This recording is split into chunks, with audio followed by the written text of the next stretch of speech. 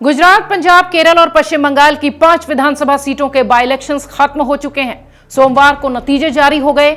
गुजरात की 2 सीटों में से एक पर आम आदमी पार्टी तो एक पर भारतीय जनता पार्टी को जीत मिली है। गुजरात की कड़ी वाली जो सीट थी वो बीजेपी के हिस्से गई है और विसावदार जो सीट है वहां आम आदमी पार्टी का उम्मीदवार जीता है। पंजाब की लुधियाना पश्चिम विधानसभा उपचुनाव में आम आदमी पार्टी को जीत मिली है और ये जीत आम आदमी पार्टी के लिए बहुत अहम भी है। वहीं केरल की नीलांबूर सीट पर कांग्रेस के उम्मीदवार ने जीत दर्ज की है। पश्चिम बंगाल की एक कालीगंज सीट पर भी बाई इलेक्शन हुए थे, ये टीएमसी की झोली में गई है। 5 बड़ी सीटें देश के कई सारे राज्यों की थी जहां पर कि ये बाई इलेक्शन बहुत महत्वपूर्ण था और खासतौर से पंजाब का। केरल में पिनराई विजयन के नेतृत्व वाली एलडीएफ सरकार को बड़ा झटका देते हुए कांग्रेस की यूडीएफ उम्मीदवार आरेदान शौकत ने नीलांबूर विधानसभा बाई इलेक्शंस में एलडीएफ के सीपीआईएम के एम स्वराज को हराया। यह अंतर लगभग 11,000 वोटों का था।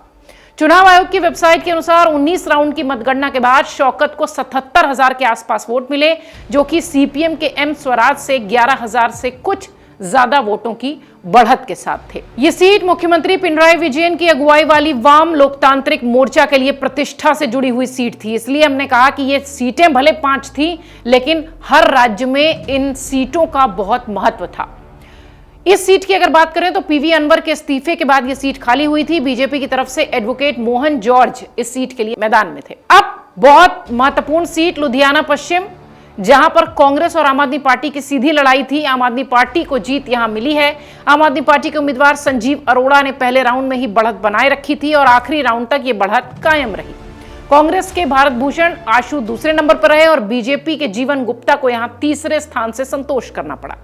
लुधियाना वेस्ट की जो सीट थी, यहां पर आम आदमी पार्टी को 35,000 से ज्यादा वोट मिले।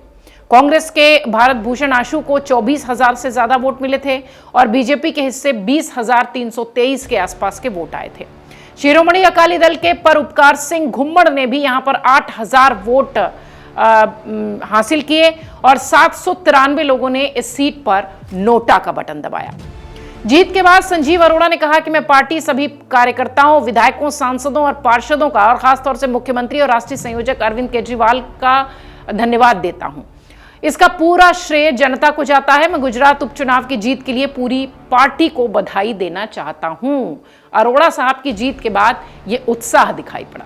जी, सारे लुधियाने शहर नूं, सारे लुधियानवीज को सबको मैं बधाई देता हूं और शुक्रगुजार हूं सारी पार्टी का, सारे वॉलंटियर्स का, काउंसलर्स का, एमएलएस का, मंत्रीगण का और हमारे मानयोग मुख्यमंत्री जी का और हमारे मानयोग नेशनल कन्वीनर केजरीवाल जी का। वहीं गुजरात की 2 सीटों में से एक पर आम आदमी पार्टी और एक पर भारतीय जनता पार्टी को जीत मिली। विसावदर सीट पर आम आदमी पार्टी के पूर्व राज्य अध्यक्ष गोपाल इटालिया ने जीत दर्ज की। उन्होंने बीजेपी के उम्मीदवार किरीट पटेल को 17,000 के आसपास के वोटों से हराया। यह सीट आम आदमी पार्टी के विधायक भूपेंद्र भयानी के इस्तीफे के बाद खाली हुई थी और कांग्रेस के उम्मीदवार के नितिन रणपरिया तीसरे नंबर पर रहे थे। बीजेपी यहां 2007 से एक बार भी नहीं जीती है। गोपाल इटालिया की जीत पर गुजरात आम आदमी पार्टी के अध्यक्ष ईसुद्दान गढ़वी ने कांग्रेस पर तंज कसते हुए कहा कि अगर कोई भाजपा को हरा सकता है तो वो आम आदमी पार्टी है। आम आदमी पार्टी 2027 में सरकार बनाने जा रही है, जिसकी नींव आज रख दी गई है। ये कॉन्फिडेंस आम आदमी पार्टी का देखिए। ये गुजरात की जनता की जीत है। गुजरात की जनता ने, आपने देखा होगा कि भाजपा यहाँ लोकप्रिय नहीं है।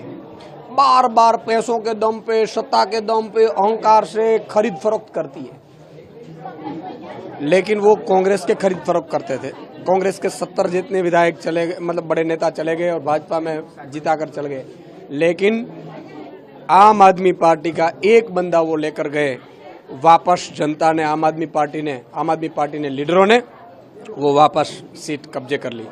अब ये मैसेज तय है कि गुजरात में अगर कांग्रेस भाजपा को कोई हरा सकता है तो कांग्रेस के बस की बात नहीं है। उनके 6 विधायक अभी चले गए थे, 6 विधायक फिर से चुनाव आया और फिर से भाजपा जीती है। आम आदमी पार्टी का एक विधायक भाजपा ने खरीद फरोख्त करके गए थे, वापस गोपाल इटालिया जीत कर आया है। मैं गोपाल इटालिया और आम आदमी पार्टी के एक कार्यकर्ताओं को अभिनंदन देता हूं और ये मैसेज पूरे गुजरात में देना चाहता हूं कि भाजपा को अगर कोई हरा सकता है तो आम आदमी पार्टी हरा सकती है। कांग्रेस के कार्यकर्ता जो छोटे जिले बस्तर के वाले हैं वो बहुत अच्छे हैं, वो 30 साल से मेहनत कर रहे हैं भाजपा को हराने के लिए, लेकिन ऊपर के नेता जो सेटिंग करते हैं इसकी वजह से वो भाजपा को हरा नहीं सकते हैं। इसलिए मैं उन लोगों को भी अपील करता हूं, आइए अब आम आदमी पार्टी में जुड़िए, हम सब मिलकर भाजपा को हराएंगे। वहीं कड़ी सीट की बात करें तो यह सीट अनुसूचित जाति के लिए आरक्षित रिजर्व सीट है, जो बीजेपी के विधायक करसन सोलंकी के निधन के बाद खाली हुई थी। बीजेपी के राजेंद्र चावड़ा ने इस बाय इलेक्शन में जीत दर्ज की। उन्होंने कांग्रेस के रमेश चावड़ा को 39,000 से ज्यादा वोटों से हराया। आम आदमी पार्टी के जगदीश चावड़ा इस सीट पर यानी कड़ी सीट पर तीसरे नंबर पर रहे। अपनी जीत के बाद राजेंद्र चावड़ा ने कहा कि यह सभी मतदाताओं की जीत है। पार्टी ने मुझे 40 साल बाद टिकट दिया और जनता ने भी मुझे लगभग 40,000 वोटों के अंतर से विजयी बनाया है। मैं जीत को प्रजा की जीत बताता हूँ, मतदारों की जीत बताता हूँ। लीड 40,000 के आसपास मिली है और पार्टी ने मुझे 40 साल के बाद टिकट दिया मेरी जो, और प्रजा ने भी मेरे को 40,000 से जिता दिया। अब आपको लिए चलते हैं पश्चिम बंगाल, जहां पर कालीगंज सीट पर टीएमसी के विधायक नसरुद्दीन अहमद के निधन के बाद खाली हुई सीट फिर से टीएमसी के झोली में गई। उनकी बेटी अलीफा अहमद टीएमसी से चुनाव लड़ी और शानदार जीत उन्होंने इस सीट से दर्ज की। अलीफा अहमद ने 50,000 से ज्यादा वोटों के अंतर से जीत दर्ज की है और इस जीत के बाद टीएमसी के जीत का जश्न देखने लायक था। कांग्रेस की तरफ से काबिल शेख और बीजेपी के आशीष घोष भी मैदान में थे। इस जीत पर खुशी जाहिर करते हुए मुख्यमंत्री ममता बनर्जी ने इसे बंगाल के लोगों को समर्पित करते हुए सोशल मीडिया पोस्ट की कि कालीगंज विधानसभा के उपचुनाव में सभी धर्मों, जातियों, नस्लों के लोगों ने अपने मताधिकार का प्रयोग करके हमें आशीर्वाद दिया है। इसके साथ उन्होंने ये भी लिखा कि मैं आभार व्यक्त करती हूं और इस जीत की मुख्य निर्माता मां, मिट्टी और लोग हैं। मैं इस जीत को मातृभूमि और बंगाल को समर्पित करती हूं। आपको बता दें, पश्चिम बंगाल की नादिया जिले की कालीगंज उपचुनाव में भारतीय कम्युनिस्ट पार्टी ने कांग्रेस के उम्मीदवार के समर्थन से यहां बात की थी, यानी उनको समर्थन दिया था। मुकाबला त्रिकोणीय होने की संभावना थी, लेकिन चुनाव में टीएमसी ने जबरदस्त जीत हासिल की और यह सीट मुस्लिम बहुल इलाके के साथ ही अगले साल के बंगाल चुनाव से पहले टीएमसी बीजेपी के लिए अहम भी मानी जा रही थी। जैसा कि हमने पहले ही कहा कि ये सीटें भले बाय इलेक्शंस में थी, लेकिन बहुत इंपॉर्टेंट सीटें थी हर राज्य की। इस सीट पर टीएमसी ने जीत दर्ज करके कहीं ना कहीं बीजेपी को बड़ा झटका दिया। इस उपचुनाव को 2026 में होने वाले राज्य विधानसभा चुनावों से पहले एक फुल रिहर्सल माना जा रहा है। देश में हुए बाय इलेक्शंस खूब सुर्खियां बटोरते नजर आए, खास तौर से लुधियाना पश्चिम की सीट, जहां पर आम आदमी पार्टी जीतती दिखाई पड़ी। आम आदमी पार्टी के लिहाज से यह सीट इसलिए भी इंपॉर्टेंट थी क्योंकि कहा यह जा रहा था कि अरविंद केजरीवाल इस सीट में अरोड़ा जी की जीत के साथ ही राज्यसभा पहुंच पाएंगे। हालांकि अभी इस जीत के बाद जब पत्रकारों ने अरविंद केजरीवाल से सवाल किया तो उन्होंने सीधे कहा कि मुझे राज्यसभा नहीं जाना है, लेकिन राजनीति है, यहां कुछ भी संभव है। देखना यह है कि आम आदमी पार्टी की जीत के साथ ही या लुधियाना वेस्ट की जीत के साथ ही राज्यसभा के लिए मनीष सिसोदिया आगे जाते हैं या फिर अरविंद केजरीवाल।